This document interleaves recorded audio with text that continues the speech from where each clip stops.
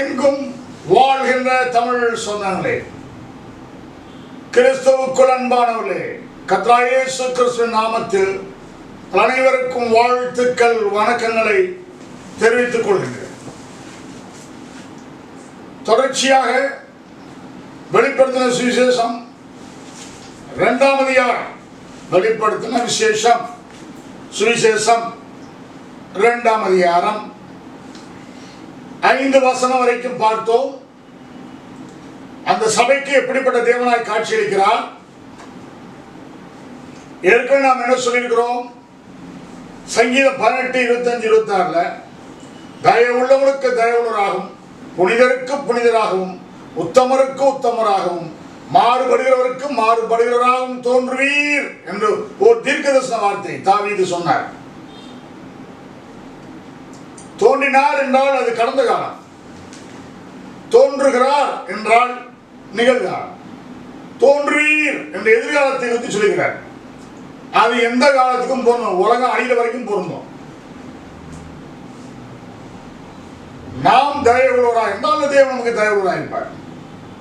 நாம் உத்தமராக இருந்தால் தேவன் நமக்கு உத்தமராக இருப்பார். நாம் புனிதராக இருந்தால் அவரும் புனிதராக நமக்கு காட்சியளிப்பார்.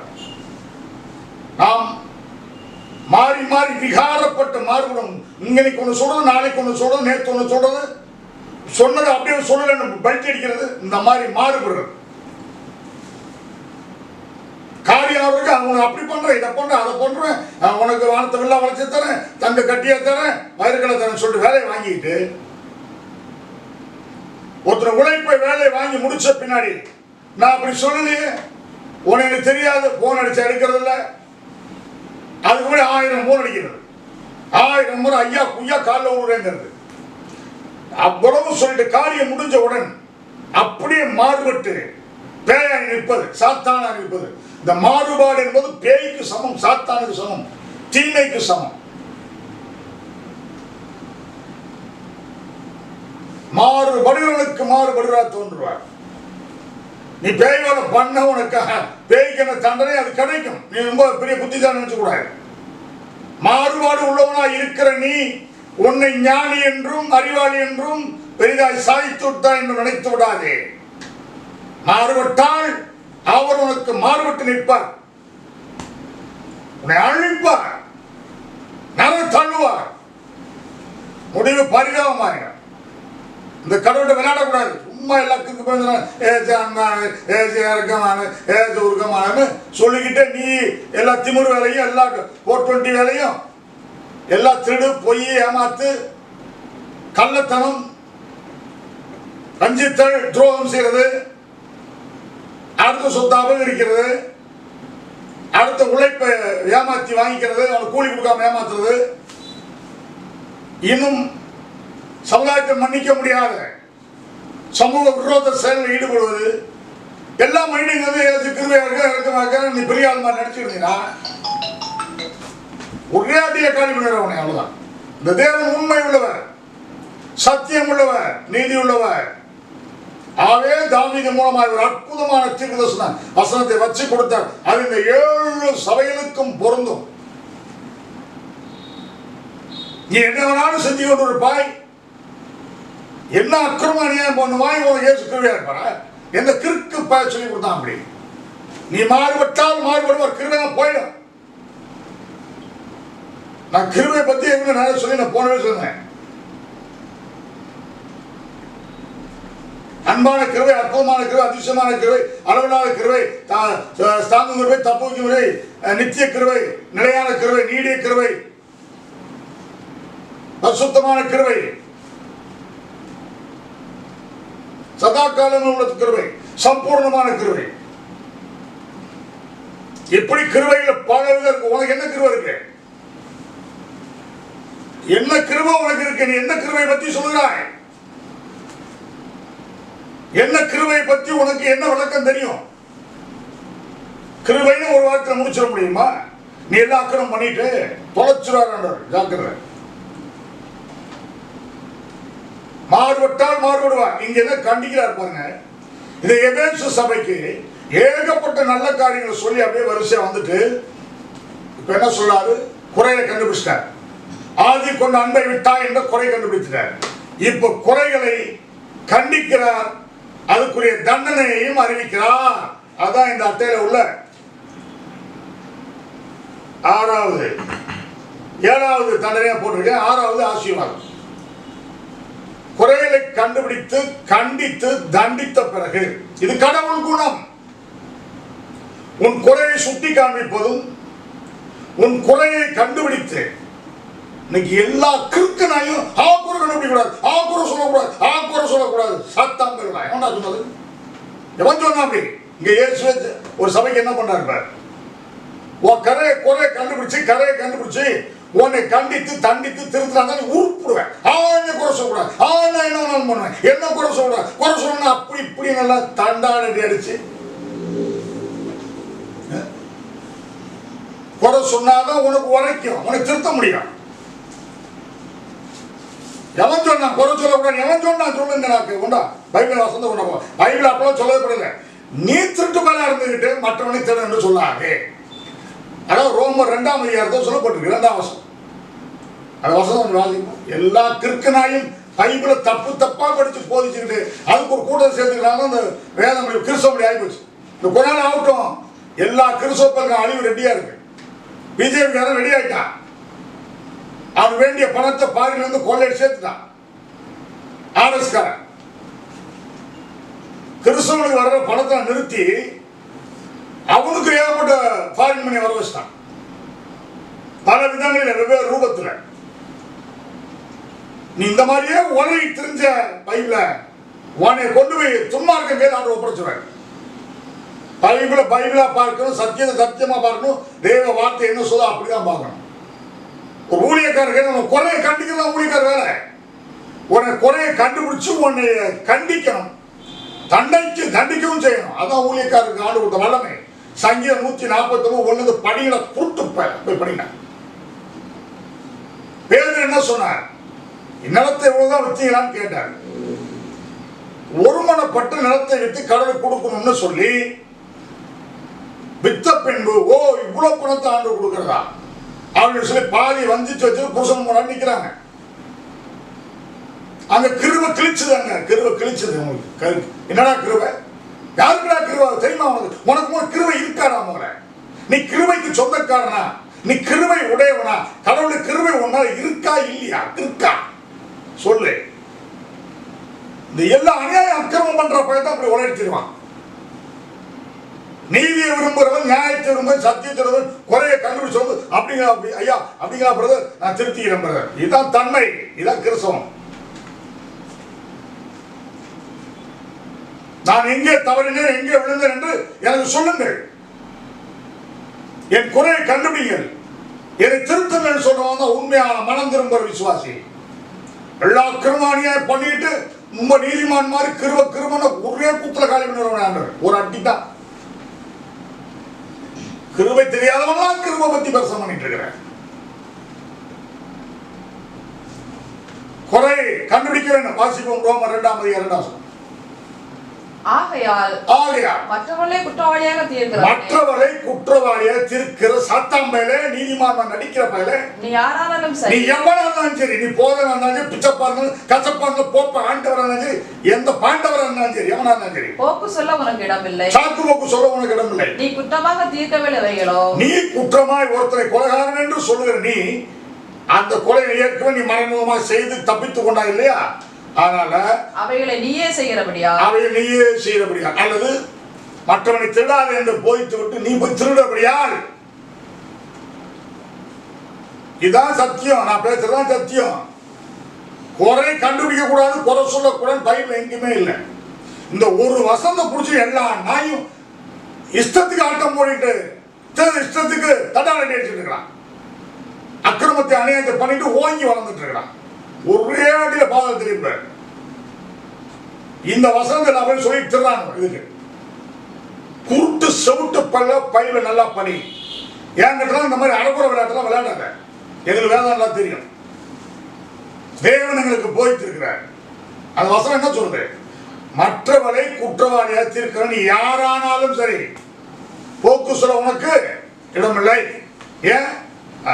நீ குற்றமாக தீர்க்கவில்லை நீ அவைகளோ எவனை குற்றவாளி என்று குற்றமாய் தீர்த்தாயோ அவைகளை நீயே செய்கிறபடி அவைகளை நீயே செய்யபடியால் நீ மற்றவர்களை குறித்து சொல்கிற தீர்ப்பினாலே நீ மற்றவர்களை குறித்து சொல் தீர்ப்பினாலே உன்னைத்தானே குற்றவாளியாக தீர்க்க உன்னை தானே குற்றவாளி ஆக்குகிறாய். இதான் பைபிள், இதான் சத்தியம்.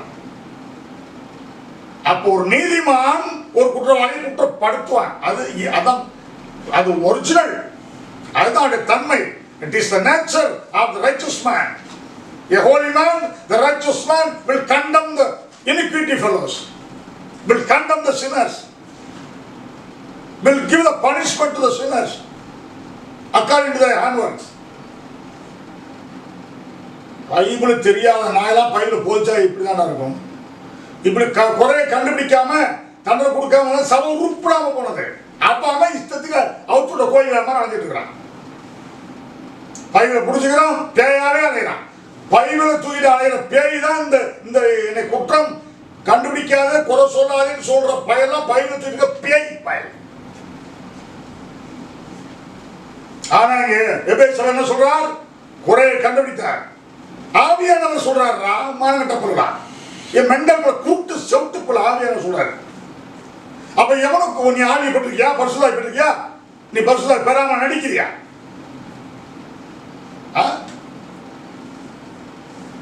நீ எவெல்லாம் அந்நிய பாஷை போது அவன் நம்பர் 1 பிராடு, நம்பர் 1 அக்கிரமம், அநியாயம், மனசாட்சி செத்து போன பொய்கார நாய்கள் தான் நீ அந்நிய பாஷை பற்றி உரைட்டு அந்நிய பாஷையோட குப்பையில போடுறான்.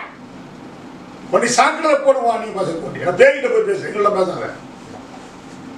ஒழுங்கா நீதியா நடந்தாவே போதும், நேர்மையா இருந்தா போதும், சத்தியம் உண்மையா இருந்தா போதும். எவனுக்கு தீமை செய்யாத, முஞ்சா நன்மை செய்ய கம்பு மூடிட்டு போ. நீ எதுக்கிட்டலாம் அந்த மாதிரி போதமான பல்லாறு ஒரு அட்டி தான் போறான். என்கிட்ட அந்த மாதிரி எவரும் பேசுகிறாங்க, நேரில் பேசினா தொலைச்சுக்கூடாது. குறை சொல்லாத, குறை சொல்லுவோம்டா. குறைகள் கண்டுபிடிப்புன்னு ஏற்கனவே தலைவர் பேசிட்டோம். இப்ப மனம் திரும்ப சொல்லிட்டாரு. இப்ப மனம் திரும்புகிறவனுக்கு என்ன கிடைக்கும்? மனம் திரும்பாதவனுக்கு என்ன தண்டனை கிடைக்கும்? குறையை கண்டித்தல். குறையை கண்டிக்கும் போது மனம் திரும்பிடணும், இல்லைன்னா தண்டனை. இப்ப குறைகளை கண்டித்தல் தலைப்புல போடுறோம், பேசுறோம். குறைகளை கண்டிக்கின்றோம், தண்டிக்கின்றோம். யாரு? நீதிமான், ஒரு பரிசுத்தவான், தேவனால் அபிஷேகப்பட்ட உண்மை உள்ளவன் குறையை சுட்டி காட்டுவான், கண்டிப்பான், தண்டிப்பான், திருந்தன நடத்தி போடாம விட்டுருவான். இதுதான் பைபிள். இந்த எபேசியர் என்ன சொல்றாரு என்று பார்ப்போம். ஆகையால் நீ இன்ன நிலைமையிலிருந்து விழுந்தாய் என்பதை நினைத்து மனம் திரும்பி ஆதியில் செய்த கிரியைகளை செய்வாயாக. இல்லாவிட்டால் ஆதியில் செய்த கிரியை என்ன? எப்பொழுதும் தேவனோடு ஐக்கியப்பட வேண்டும், துதித்துக் கொண்டிருக்க வேண்டும், அவரோடு சஞ்சரிக்க வேண்டும். சங்கீதம் 84 2-3 நாளை வாசி கேட்போம். சங்கீதம் 84 1-3 நாளே முழுசா படிப்போம். சேனைகளின் கர்த்தாவே, உமது வாசஸ்தலங்கள் எவ்வளவு இன்பம், உமது வாசஸ்தலங்கள் எவ்வளவு இன்பமானவை. இந்த ஆதாம் ஏவாளும் மரண கனியை தின்னுட்டு பாவம் செய்வதற்கு முன்னாடி அவங்க வாசம் பண்ணின அந்த ஏதேன் எவ்வளவு இன்பமானவை, எவ்வளவு மகிமையானவை, மகிழ்ச்சியானவை, மேன்மையானவை, பரிசுத்தமானவை. சேனை கர்த்தாவே, வாசஸ்தலங்கள் எவ்வளவு இன்பமானவைகள். என் ஆத்துமா கர்த்தருடைய ஆலய பிரகாரங்களின் மேல், என் ஆத்துமா கர்த்தருடைய ஆலய பிரகாரங்களின் மேல் வாஞ்சையும் தவனவுமா இருக்கிறது, வாஞ்சையும் தவனவுமா இருக்கிறது. என் இருதயமும் என் மாம்சமும் ஜீவனுள்ள தேவனை நோக்கி கம்பீர சத்தமிடுகிறது. என் ராஜாவும் என் தேவனுமாகிய சேனைகளின் கர்த்தாவே, உம்முடைய பீடங்கள் அண்டையில் அடைக்கலான் குருவிக்கு வீடும் தகவலான் குருவிக்கு தன் குஞ்சுகளை வைக்கும் கூடும் கிடைத்தது. உம்முடைய வீட்டில் வாசமா இருக்கிறவர்கள் பாக்கியவான்கள், அவர்கள் எப்பொழுதும் உம்மை துதித்துக் கொண்டிருப்பார்கள். இதான் ஆதியை செய்திருக்கிறேன். அப்புறம் உம்மிலே பலன் கொள்ளுகிற மனுஷனும் தங்கள் இருதயங்கள் செவ்வையான வழிகளை கொண்டிருக்கிறோம், பாக்கியவான்கள். இதான் ஆதியை செய்திருக்கிறேன். அன்பு எப்பொழுதும் தேவனுடைய வாசஸ்தலங்களில் நாம் தங்கியிருக்க வேண்டும், அதை வாஞ்சிக்க வேண்டும், அதை நாட வேண்டும், எப்பொழுதும் தேவனோடு ஐக்கியப்பட்டிருக்க வேண்டும், அவரோடு உறவாட வேண்டும், அவரோடு நடக்க வேண்டும், இரவும் பகலும் அதே சிந்தனையாக இருக்க வேண்டும். அந்த தேவன் வாசமுள்ள இடம் அவ்வளவு இன்பமானவை. இந்த பாவம் செய்வதற்கு முன்பு ஆதாம் ஏவாள் இருவரும் பாவம் செய்வதற்கு முன்பு இப்போ இந்த சங்கீதம் 84 சொல்லப்பட்ட வேலை செய்து கொண்டிருந்தார்கள். அவருடைய வாசஸ்தலம் இன்பமானவையாக இருந்தது, மகிழ்ச்சியா இருந்தது, துதித்துக் கொண்டதால் தேவனோடு ஐக்கியப்பட்டார்கள், தேவனை தரிசித்தார்கள். காரணம் அன்பு. பாவம் குறுக்கே வந்தது, அன்பு துண்டிக்கப்பட்டது, தேவனுடைய உறவு துண்டிக்கப்பட்டது. அதன் பிறகு அவர் காணவே முடியவில்லை. துரத்தப்பட்டார்கள், தேவனுடைய சமூகத்திலிருந்து விரட்டடிக்கப்பட்டார்கள், மேலும் தண்டனை பெற்றார்கள். அந்த குறை கண்டுபிடித்த தேவன் என்ன செய்தார் பார்ப்போம். ஆதியாகமம் 3ஆம் அதிகாரம் 9ஆம் வசனம். யாருக்கு தண்டனை கொடுத்தார், யாரை கண்டித்தார், யாரை கண்டித்தார் பார்ப்போம். தெளிவாருக்கு வேதம். முதல் தண்டனை, முதல் சாபம், முதல் கண்டிப்பு அங்கதான் ஆரம்பிச்சார். 3:9. அப்பொழுது தேவனாய் கர்த்தர் ஆதாமை கூப்பிட்டு, நீ எங்கே இருக்கிறாய் என்றார். நீ எங்கே இருக்கிறாய் என்றார். அதற்கு அவன், நான் தேவனுடைய சத்தத்தை தோட்டத்திலே கேட்டு நான் நிர்வாணியா இருப்பதால் பயந்து ஒழிந்து கொண்டேன் என்றான். இங்கதான் அந்த உறவு துண்டிக்கப்படும் போச்சு. ஆனா அதுக்கு முன்பு சங்கீதம் 84 படிச்சது போல உறவு ஐக்கியப்பட்டிருந்தது, உறவு பிணைக்கப்பட்டிருந்தது, உறவு இணைக்கப்பட்டிருந்தது, தேவனோடு சஞ்சரித்தார்கள். இப்ப 14ஆம் வசனம் வாசிக்கிறேன். 3ஆம் அதிகாரம் 14. ஆதியாகமம் 3:14. அப்பொழுது தேவனாய் கர்த்தர் சர்ப்பத்தை பார்த்து, நீ இதை செய்தபடியால் சாத்தான் சர்ப்பத்துக்குள் பூந்தான். சாத்தான் சர்ப்பத்துக்குள் பூந்தான். இப்ப சாத்தான் பாம்பு சாத்தான் ரெண்டு ஒண்ணு, ரெண்டு பேரும் ஐக்கியப்பட்டாங்க. சாத்தானை சுமந்து கொண்டிருக்கிற, சாத்தானை உள்வாங்கிய பாம்பு, அது ஒரு மிருகம். சாத்தான் தீ ஆவி, அவன் யார் உள்ளவனாலும் கூறுவான். அது எந்த ஆவியின போய் ஐக்கியப்படுவான். இந்த மிருகத்துக்கு ஆவி உண்டு. இந்த சாத்தான் மிருகத்தின் ஆவியோடு ஐக்கியப்பட்டு விட்டான். இப்போ என்ன சொல்றாரு பாப்பாங்க தெய்வம். அந்த சாத்தானை பாம்பை பார்த்து, நீ இதை செய்தபடியால், நீ இந்த பொல்லாத துரோக செயலை, பொய்யானவைகளை, வஞ்சிக்கிற செயலை செய்து இந்த மரணத்தை அவளுக்கு உள்ள ஊட்டி விட்டபடியால், உனக்கு சாகடிக்க, உன்னை கொல்லுவதற்கு, உன்னை அழிப்பதற்கு நான் வைத்த மரணத்தை நீ அவர்களை வஞ்சித்து ஏமாற்றி அவளுக்குள் ஊட்டி விட்டபடியால், மரணத்தை அவளுக்குள் வைத்த கொண்டு வந்தபடியால், சகல நாட்டு மிருகங்களிலும் சகல நாட்டு மிருகங்கள், சகல காட்டு மிருகங்களில் சபிக்கப்பட்டிருப்பாய். சகல காட்டு மிருகங்கள் சபிக்கப்பட்டிருப்பாய். தேவன் சபித்தார். நீ ஒரு வயதினால் நகர்ந்து உயிரோடு இருக்க நாள். அதே மாதிரி யூதாசை பார்த்து சபித்தார். நீ பரவாதிருந்தால் உனக்கு நலமா. ஏன்னா அவன் துணிக்கையை வாங்கிய முன்பு சாத்தான் பூந்தான் வயல போட்டு, இங்க பாம்பு உள்ள சாத்தான் பூந்தான். யோவான் எழுதின சுவிசேஷம் 13ஆம் அதிகாரம் 25, 26 வசனங்களை வாசிய கேட்போம். இயேசு பிரதியுத்தரமாக, இந்த துணிக்கையை தோய்த்து எவனுக்கு கொடுப்பேனோ.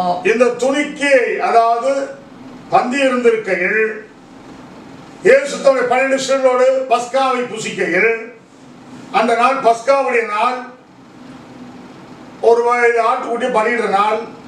இங்க ஜீவன தேவனுடைய ஆட்டுக்குட்டியா இயேசு கிறிஸ்து பலியாக போகிறார். அதற்கு முன்பு தம்முடைய சீடரோடு அப்பத்தை ரசத்தையும் எடுத்து பங்கிட்டுக் கொள்ள கொடுக்கிறார். அவ்விதமாக பங்கிட்டுக் கொள்ள கொடுக்கும் போது ஒரு வார்த்தை போட்டார். என்னை காட்டி கொடுக்கிறவனுடைய கை உங்களோட கூட இருக்கிறது. அவெல்லாம் பயந்து போய் நானும் கேட்கிறாங்க. அப்பதான் இந்த வார்த்தையை சொல்றாங்க. என்ன சொல்றாரு?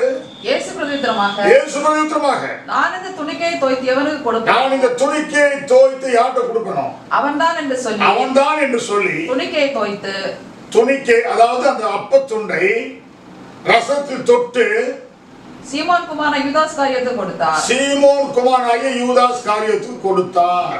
அந்த துணிக்கை அவன் வாங்கினவன். அந்த துணிக்கையை வாங்கினவுடன் சாத்தான் அவனுக்குள் புகுந்தான். சாத்தான் அவனுக்குள் பூந்தான். அப்பொழுது இயேசு அவனை நோக்கி, நீ செய்யறதை சீக்கிரமாய் செய்ய. நீ சீக்கிரமாய் செய். அவனை பார்த்து சொன்னால், நீ பரவாயில்தான் நலமா இருக்கும். சபித்தார் யூதாசை. அங்கே பாம்புக்குள் சாத்தான் பூந்தான். அங்கே பாம்பை சபித்தார், சாத்தானை சபித்தார். இங்கே யூதாஸ் காரியத்தில் மனிதனாய் இவனுக்குள் சாத்தான் பூந்தான் துணிக்கு வாங்கின பின்பு இங்கே இயேசு அவனை சபித்தார்.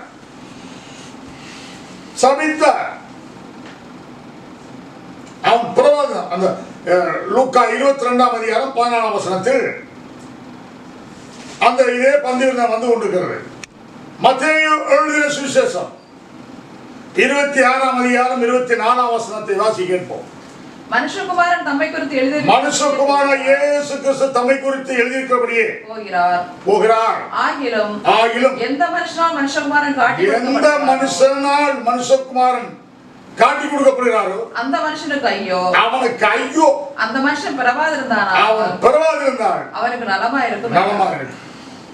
இந்த உலகத்துல பிறந்துட்டான், நீ பிறந்ததே தப்புடாங்கிறார். நீ பிறவாத இருந்தால் உனக்கு நலமா இருக்கும். இது என்ன ஆசீர்வாதமான வார்த்தையா? சாபம். நீ பிறக்காம இருந்தா நலமா இருக்குன்னா இதை விட வேற சாபம் என்ன இருக்கு? அப்ப குருவாகிய இயேசு எவனெல்லாம் சாத்தானை சுமந்து கொண்டு ஊழியக்காரன் அலைகிறானோ அவனை சபிக்கலாம் என்று சொல்கிறார். எவனெல்லாம் சாத்தானை உள்ள விட்டுக்கிட்டு நான் அப்போஸ்தலன், தீர்க்கதரிசி, மெய்ப்பன், சுவிசேஷகன் அவனை சபிக்கலாம் என்று சொல்கிறார். அவனை சபிக்காம வேற என்ன பண்ண முடியும்? யாரையும் சபிக்க கூடாது. தன் சொந்த சகோதரனை. ஒரு ஆள் சொல்றாரு எனக்குள்ள இயேசு இருக்காருன்னு, இன்னொரு ஆள் சொல்றாரு எனக்குள்ள இயேசு. அது உண்மையானால் அவரு சகோதரர்கள் அவரும் சபிக்க கூடாது. அவ்வளவுதான். ஒருவருக்கு ஒருவர் அன்பாயிருங்கள். பேர் சபிக்க கூடாது. எங்கடா போட்டு பைபிள்ல பேய் பேரை சபிக்க கூடாது. குறைய கண்டுபிடிக்கணும், அவனை கண்டுபிடிச்சு தண்டிக்கணும், திருந்தணும், இல்லைன்னா சபிக்கணும். பைபிளை ஒழுங்கா படிச்சுக்கிறா போயிடும். நீ தப்பா கூட்டமா படிச்சது என்கிட்ட சொல்லாத. அவனா கிறிஸ்துவ போய் சொல்லு, போ, அவன் கேட்டுக்குவான். ஒன்ன மாதிரி திட்டுப்பாட்டு வந்த பேண்ட போய் சொல்லு, அவன் கேட்டுக்குவான். ஒன்ன மாதிரி அக்கிரமக்காரன் அநியாயப்பாட்ட சொல்லு, அவனையும் ஒண்ணு கேட்டுக்குவான். நீதிமான் ஒரு நாளும் அதை அங்கீகரிக்க மாட்டான்.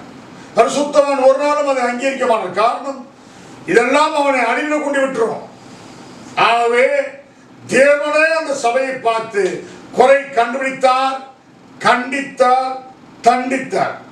குறை கண்டுபிடித்தல் மனம் திரும்ப சொல்றார். உடனே தண்டிக்க மாட்டார்.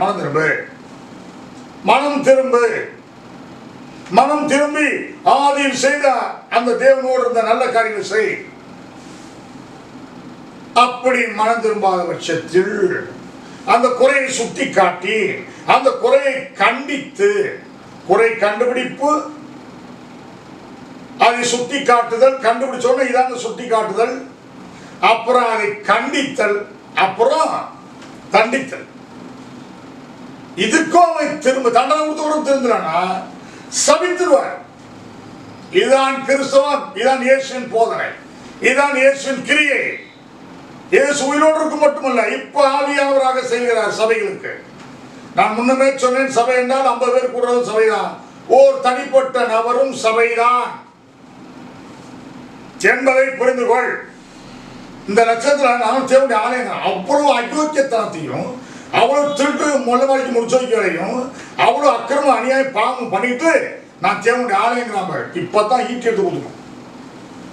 காட்டுறவங்க ஆளுக்கு குழந்தை காட்டுறவங்க உன் ஆலயம் எப்படி இருக்குன்னு பார்க்கலாம்.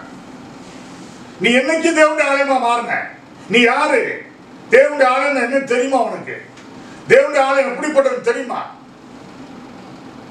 அவ்வளவு குட்டூர பாண்டிய கடந்துட்டு நான் தேவனுடைய ஆலயமா? ஒரு நாய் பிரசவம் நான் தேவனுடைய ஆலயத்துக்கு போலாமா? ஏன் போகக்கூடாது? போகக்கூடாதுன்னு இருக்கா? உன்னை ஆலயம்னு எவன் சொன்னது? உன்னை நீ எப்ப ஆலயமா மாறின? ஆகவே அன்றைக்கு உயிரோர்ந்த இயேசு மாம்சத்தை என்ன சொன்னாரோ அதேதான் இன்றைக்கும் ஆவியானவர் சபைகளுக்கு சொல்வதை காதுள்ளவன் கேட்க கடவன். எவன் தன் குறைகளை உணர்ந்து தவறை மனம் திரும்ப விரும்புகிறானோ அவன் நிச்சயமாய் குறைகளை கண்டிக்கும் போது வருந்துவான், மன்னிப்பு கேட்பான். பிரதர் நான் எதுல தப்புன்னு சொல்லுங்க, இல்ல பிரதர் இந்த மாதிரி நீங்க தவறு பண்ணி அப்படி நான் சாரி நான் இனி அப்படி பண்ண மாட்டேன். இதுதான் கிறிஸ்தவம். எனக்காக ஜோபுங்க பிரதர், அதுதான் உண்மை கிறிஸ்தவம், அதான் உண்மை ஐக்கியம். இப்படிதான் இயேசு கற்றுக் கொடுத்தாரு. இப்போ மாட்டுக்கு ஊர் உலகத்தில் அக்கிரமணியம் பண்ணிக்கிட்டு அயோக்கியத்தை பண்ணிக்கிட்டு எல்லா தீமையும் பண்ணிட்டு அலைவேன், நான் உனக்கு ஜோம் பண்ணுவேன். அப்படி ஜோம் நான் பண்ண மாட்டேன். ஆகவே பிதாவாகி தேவனுடைய காலமும் சரி, இயேசு காலமும் சரி, பரிசுத்த ஆவியானவர் காலமும் சரி, குறையை கண்டுபிடிக்க வேண்டும், சுட்டி காட்ட வேண்டும், அதை கண்டிக்க வேண்டும், தண்டிக்க வேண்டும், இல்லைனால் சபிக்க வேண்டும். மனம் திரும்பி விட்டால் என்ன ஆசீர்வாதம் அடுத்த வழியில் சந்திப்போம், பேசுவோம். அதுவரை கர்த்தர் உங்களை காப்பாராக. நன்றி வணக்கம்.